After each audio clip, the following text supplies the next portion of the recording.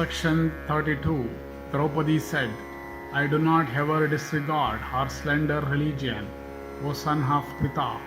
Why should I disregard God, the Lord of all creatures, afflicted with woe? Know me, O Bharata, to be only raving. I will once more indulge in lamentations. Listen to me with attention, O persecutor of all enemies.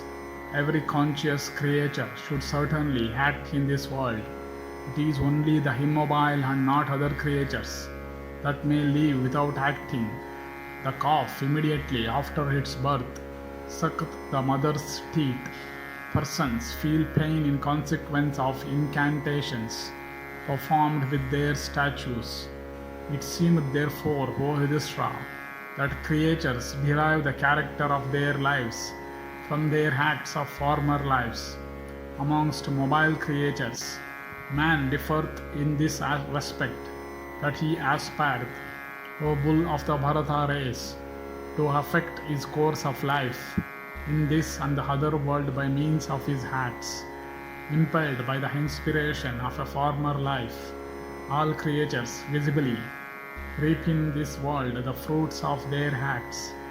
Indeed, all creatures live according to the inspiration of a former life. Even the Creator and the Ordainer of the universe, like a crane that liveth on the water, unthought by anyone. If a creature acteth not, its course of life is impossible. In the case of a creature, therefore, there must be action and not inaction. How also shouldst act and not incur censure by abandoning action? Cover thyself up as with an armor with action. There may or may not be even one in 1,000 who truly knoweth the utility of acts or work. One must act for protecting as also increasing his wealth. For if without seeking to earn, one continued to only spend his wealth, even if it were a hoard, huge as Himavat, would soon be exhausted. All the creatures in the world would have been exterminated if there were no action. If also acts bore no fruits, creatures would never multiply. It is even seen that creatures sometimes perform acts that have no fruits, for without acts the course of life itself would be impossible. Those persons in the world who believe in destiny and those again who believe in chance are both the worst among men. Those only that believe in the efficacy of acts are laudable. He that lieth at ease without activity, believing in destiny alone, is soon destroyed like an unburnt earthen pot in water. So also he that believeth in chance, that is sitteth inactive, though capable of activity, liveth not long, for his life is one of the weakness and helplessness. If any person accidentally acquireth any wealth, it is said he deriveth it from chance, for no one's effort hath brought about the result. And O son of Pritha, whatever of good fortune a person obtaineth in consequence of religious rites, that is called providential. The fruit, however, that a person obtaineth by acting himself, and which is the direct result of those acts of his, is regarded as proof of personal ability. And O best of men, know that the wealth one obtaineth spontaneously and without cause is said to be spontaneous acquisition. Whatever is thus obtained by chance, by providential dispensation, spontaneously or as the result of one's acts, is however the consequence of the acts of a former life. And God, the Ordainer of the universe, judging according to the acts of former lives, distributeth among men their portions in this world. Whatever acts, good or bad, a person performeth, know that they are the result of God's arrangement, agreeably to the acts of a former life. This body is only the instruments in the hands of God for doing the acts that are done. Itself inherit, it doth as God urgeth it to do. O son of Kunti, it is the supreme Lord of all, who maketh all creatures do what they do. The creatures themselves are in hurt. O hero, man having the first settled some purpose in his mind, accomplisheth it himself, working with the head of his intelligence. We therefore say that man is himself the cause of what he doeth. O bull among men, it is impossible to number the acts of men, for mansions and towns are the result of man's acts. Intelligent men know, by help of their intellect, that oil may be had from sesame, curds from milk, and that food may be cooked by means of igniting fuel.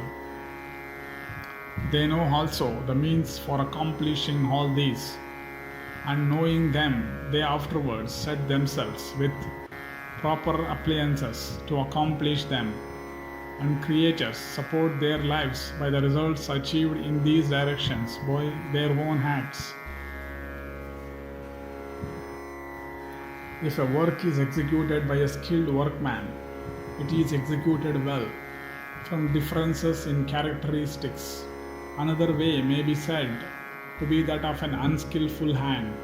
If a person were not, in the matter of his acts, himself the cause thereof, then sacrifices would not bear any fruits in his case, nor would any body be a disciple or a master. It is because a person is himself the cause of his work that he is applauded when he achieveth success. So the doer is censured if he faileth.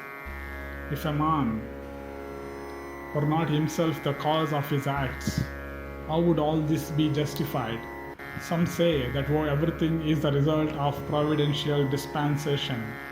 Others again that this is not so, but that everything which is supposed to be the result of destiny or chance is the result of the good or the bad acts of former lives.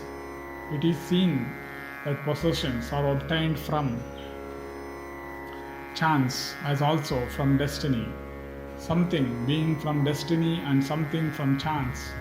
Something is obtained by exertion.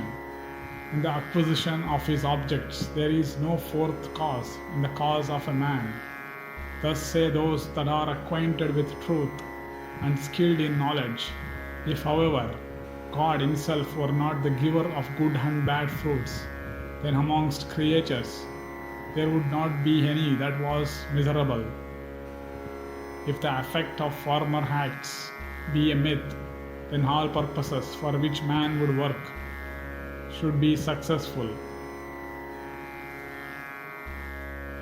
They therefore that regard the three alone mentioned above as the doors of all success and failure in the world, without regarding the acts of former life, are dull and inert like the body itself. For all this, however, a person should act. This is the conclusion of Manu himself. The person that doth not act certainly succumbeth, O Yudhishthira. The man of action in this world generally meeteth with success. The idle, however, never achieveth success.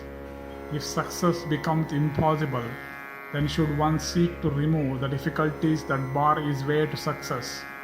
And O king, if a person worketh hard, his debt to the gods is cancelled, whether he achieveth success or not.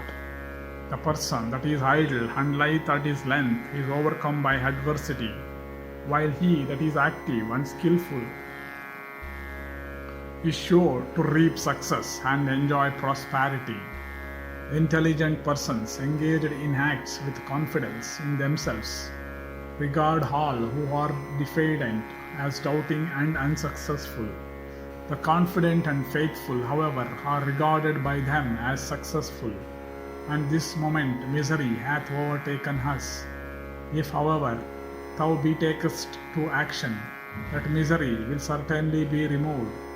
If thou meetest failure, then that will furnish a proof unto thee and Rikodara and Vivatsu and the twins, that they are unable to snatch the kingdom from the foe. The acts of others, it is seen, are crowned with success. It is probable that ours also will be successful. How can one know beforehand what the consequence will be? Having exerted thyself, thou wilt know what the fruit of thy exertion will be. The tiller tilleth with the plough the soil, and soweth the seeds thereon. He then sitteth silent, for the clouds after that are the cause that would help the seeds to grow into plants. If, however, the clouds favour him not, the tiller is absolved from all blame. He saith unto himself, what others do, I have done.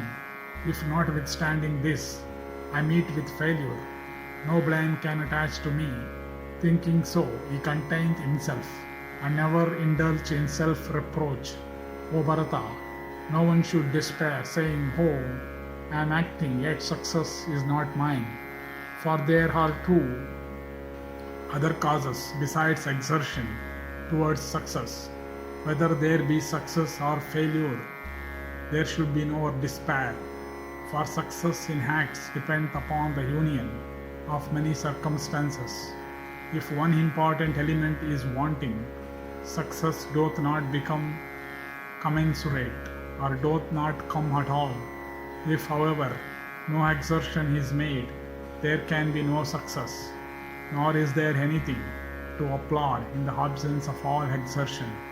The intelligent, aided by their intelligence, and according to their full might, bring place, time, means, auspicious rights for the acquisition of prosperity.